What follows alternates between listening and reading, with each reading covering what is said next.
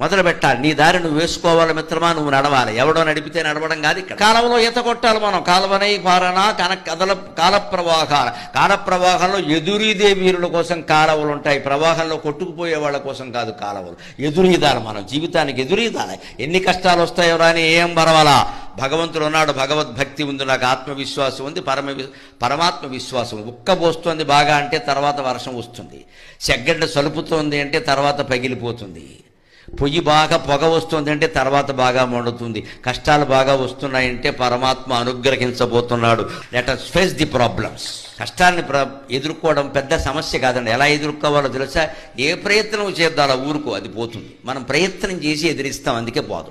ఒంట్లో బాగాలేదు, మాట్లాడుకో, ఓ బెళ్ళేసుకో, పడుకో. ఇటు దొల్లి అటు దొల్లి పక్క వాళ్ళని పిలిచి నాకే రావాలి అంటే ఇంకోటికి వస్తే నీకు బాధ లేదన్నమాట. ఎందుకు ఈ సణుగుడు?